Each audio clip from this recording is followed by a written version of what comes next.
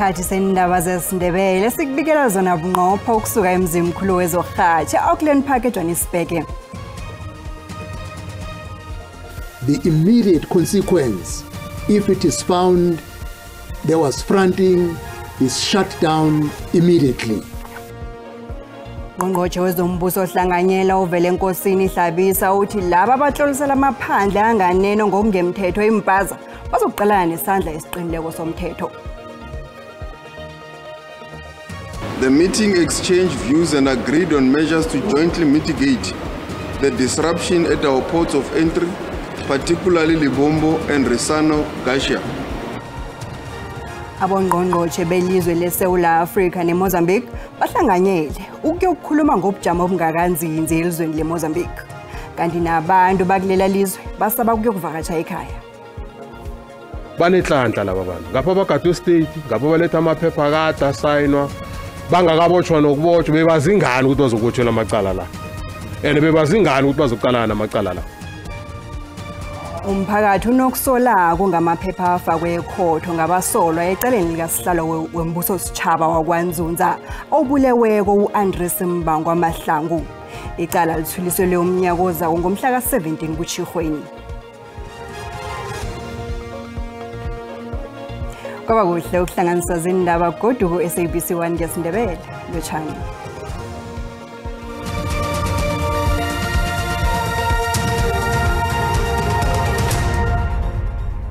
Isikhathi sokutloliswa kwempaza singezelelwe bekube mhla ka-28 kuMhlolanja umnyaka ozako.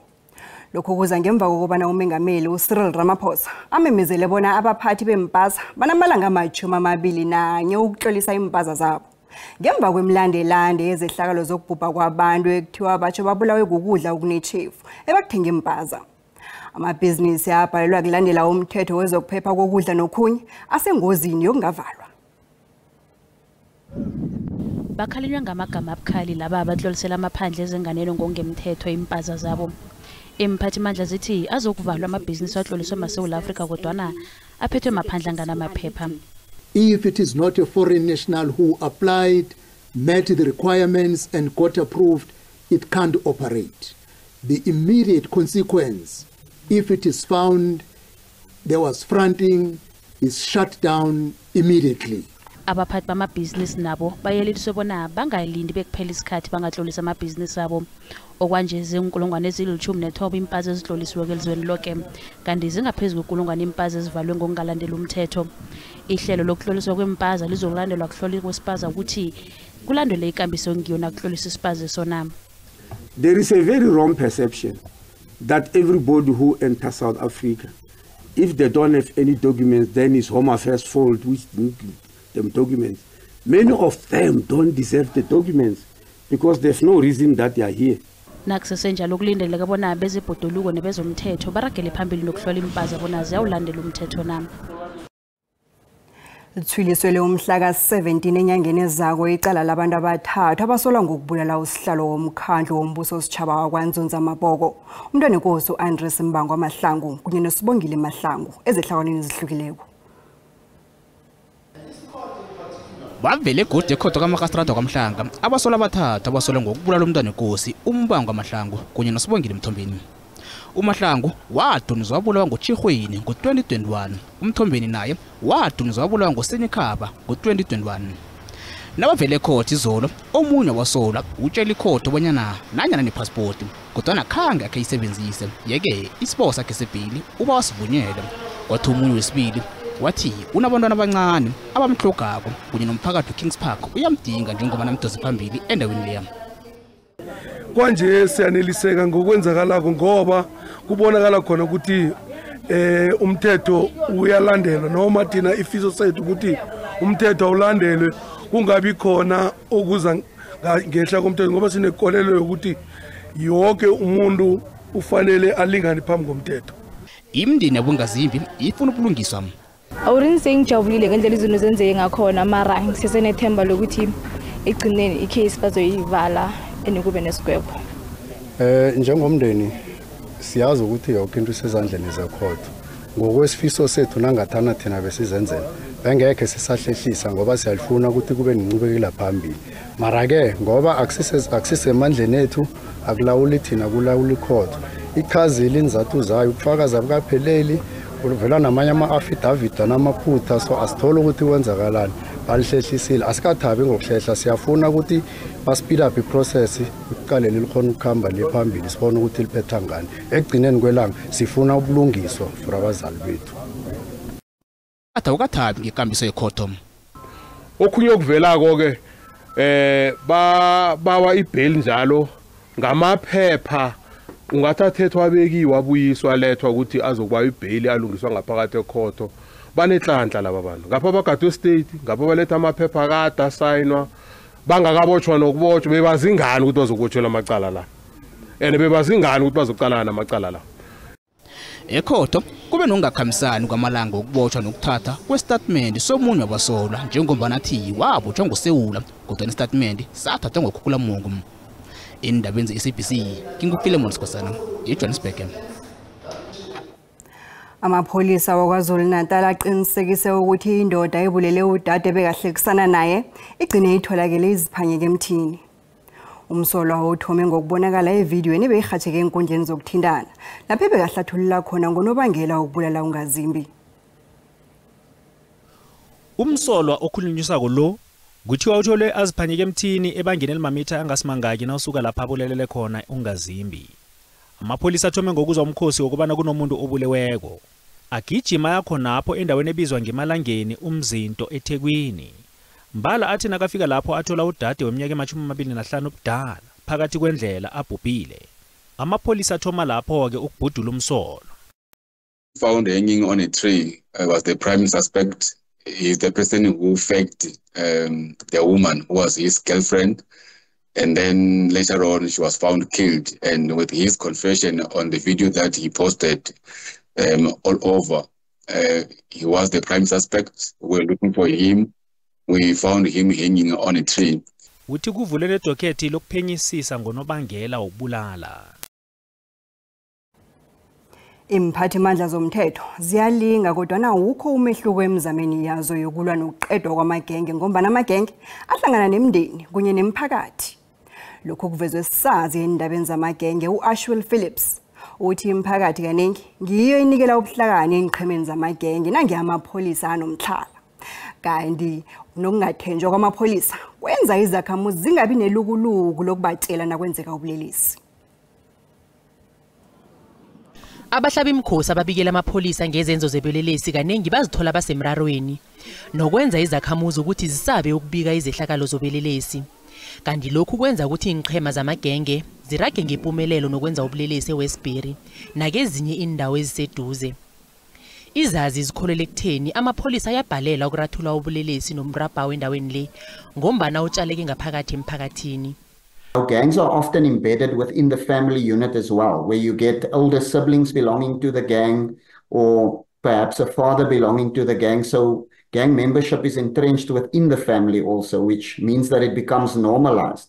Emvekeni ezimbili ezidluleko indoda yeminyaka ema-31 ubudala isinde ekubulaweni ngemva kokudunyuzwa amahlandla abunane lokho abasahleli bakhe bamfanise nomunye welunga lesichema samagenge.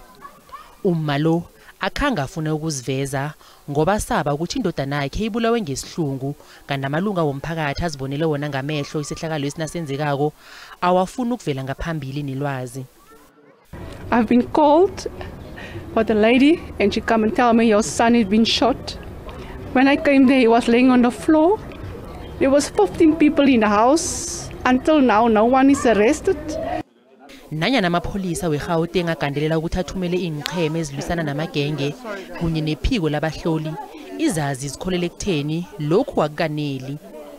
That mistrust within the police, that makes it difficult for them always to intervene. There is also a lack of police resources. So in other words, gangs often outnumber the police. They've got more guns than the police.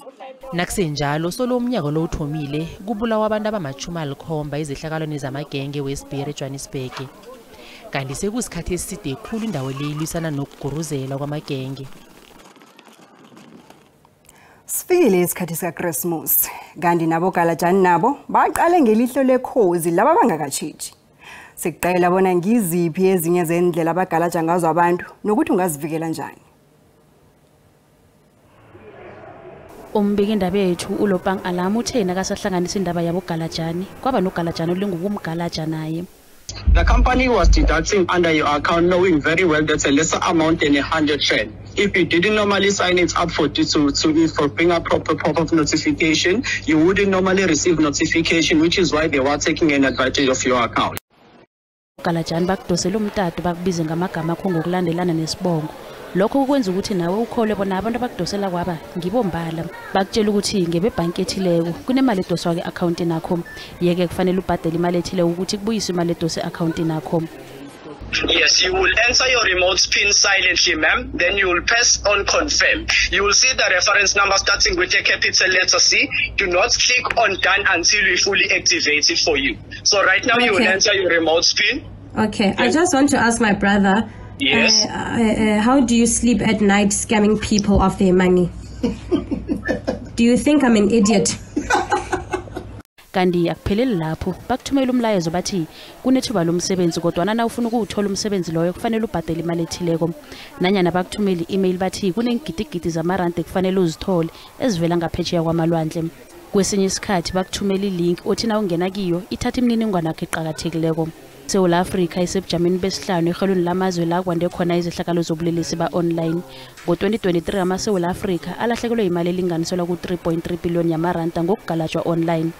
Kanti izehlakalo ezizenze kakhulu ngalesi sikhathi sikaKrismus. Abantu bayeleliswa bona banganikeli nanyana ngibani imininingwane abeqhakathekileko, bangangeni kuma-link abangawaziko, bebangavumela ukusizwa abantu abangabaziko lokho nabakhipha imali. Ekhasini lethu le-Facebook sibuze ukuthi ungayelelisa abantu ukuthi bazivikele njani kubogalajani ngesikhathi sikaKrismus nje. Asiqala umbona wakho mbukeli uyalandela.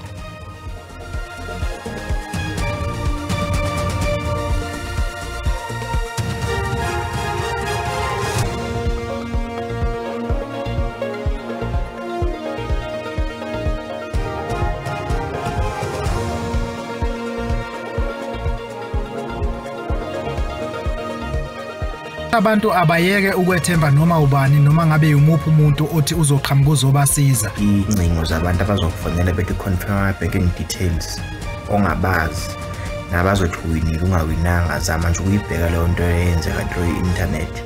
Abantu abalise ukuyodosa kuma ATM la kunganama security khona. Kufanele usebenzise ATM ezingaphakathi kwi-mall.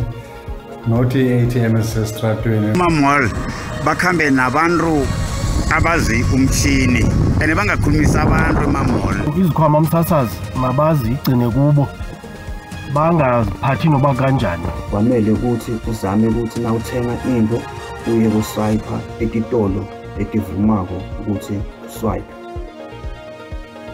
Umbono ngeumbukeli SABC ayizokuthwesa umlando ukuziphendulela ngombono wombukeli.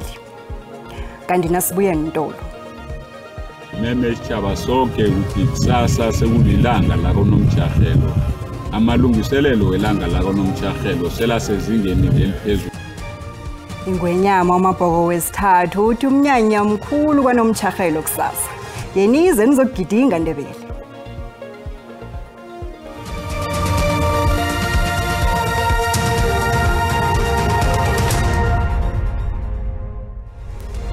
Siyabamkela mbukeli esigabeni sesibili sendaba. Ngazi indaba ezinazikuphundileyo uyazifumana ku-YouTube, ku-Facebook naku-SABC+. Ingonyama yamaNdebele wakwanzunza uMabhoko wesithathu uqinisekise ukuthi nanonyaka nje kuyayiwa eholweni konomtshahelo. Eminyakeni waqobe eminyaka wesikhumbuzo selangela acima kwingonyama unyabela kaMabhoko. Ingonyama unyabela ukhunjulwa ngobukutani bakhe nendima elimako ekulweni nombuso wobukoloni. Ukuvikela inkosi uMampuru wesitshaba sabapedi embusweni wangaphambili nokuvikela inarha yabantu abanzima. Umbiko siwuhlanganiselwe mbiki indaba we-SABC uKhamfani Masombuka.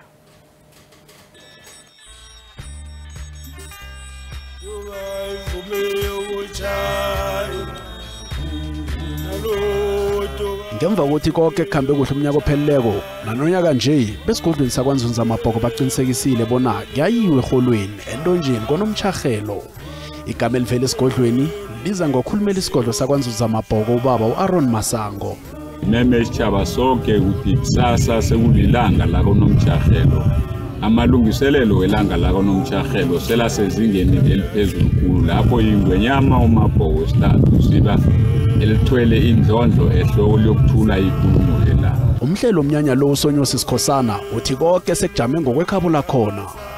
Amalungiselelo okuya eholweni sekaphelele bonke abantu sebagqugquzelwa ukuthi basikime namhlanje kusukela ngabo 3 amabhesi azokukhamba bazokumenyezelwa bonke abathola amabhesi. Indawo yeRosenegal isemangweni ozindaba nemibundu amahlathi namadwala ahleze elinye phezukwelinye isesingini sesikhukhune eLimpopo. AmaNdebele wakwaNzunza afika nzinza kiyo njengendawo evikelekileko neyokulwa izipi zesitshaba ngo-1839 adoswa ingwenyamaso uMabhoko.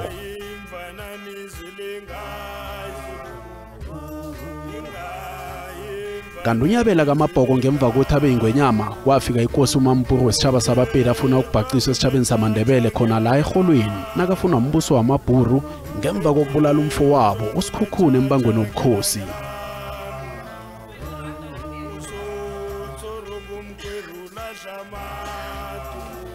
Ingwenyama unyabela wamvikela walwa namaBhuru ngelithi amaBhuru angosukungena indaba zabantu abanzima bazazilungisela zona. Ipi yamaNdebele namaBhuru yathoma ngosinye ikhaba ka-1882 yabambana njalo bekwaba nguvela abahlinzi ka-1883.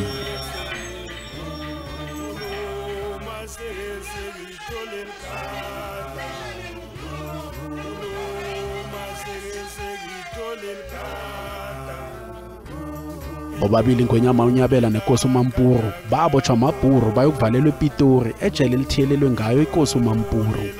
Iningi labantu lokulalela khona eholweni namhlanje ingwenyama yakwaNzunza uMabhoko wesithathu kulindeleke bona ethula inkulumo yelanga kusasa. Kulindeleke inithekele ezivele embusweni amakhosi avele enitshabeni ezihlukahlukeneko nesitshaba. Endabeni ze-SABC nginguComfort Masombuka ngikubikela ngise-Auckland Park eJohannesburg.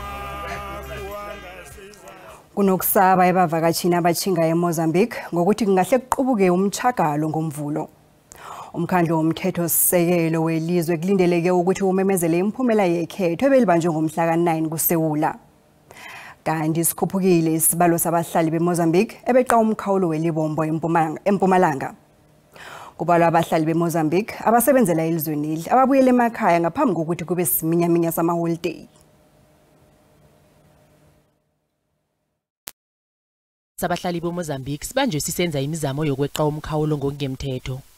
Babotshwe khonokho imphathimandla ezilawula imkhawulo iBorder Management Authority amapholisa kunye namajoni bayasebenzisana ukuqeda izehlakalo zobelelesi ezenzeke emkhawuleni. Benza lokhu ngoba abavakatshibukela abaningi beqa umkhawulo bachinge eMozambique. I'm going to Mozambique. I'm from Mossel Bay. I'm going to drop my wife. I'll come back after 2 days. I do have insurance. I did report my bakkie to the insurance and car tracker as well. So I'm not be longer in Mozambique just for 2 days, then coming back to South Africa. Before announcing the result, I will be back to South Africa. We go to see the beach. We know that on the 23 there is a stay away. So we will come back to South Africa. Endleleni N4 ivulekile indlela ngombana iphungukile imjeje emide yamatraka. Kanti namatraka nawo akhamba lula ukweqa umkhawulo. Abachayeli bamatraka bathi ivulekile indlela echinga eMaputo.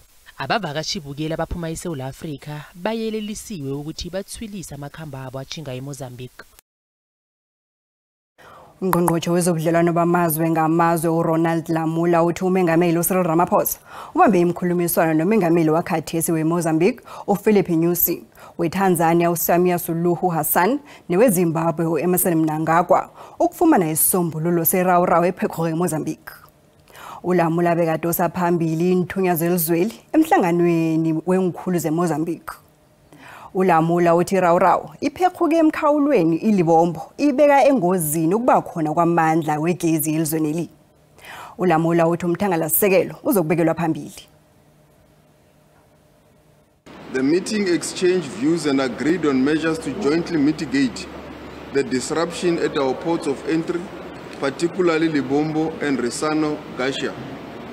In this regard, the ministers agreed, amongst others, to enhance channels for frequent and continuous engagement at a diplomatic level, bilateral level, to mitigate disruptions to trade and supply chains, jointly identify alternative routes, and deploy additional resources to expedite and facilitate trade and collaborate with all stakeholders, particularly business, in order to limit the impact of the disruptions on their operations. Kusazana ngelesihlanu zikhona indaba ngelimi leSiswati kanti ubujamo bezulu belandela ngemva kwentolo. Thula kwande sithaba senkosini.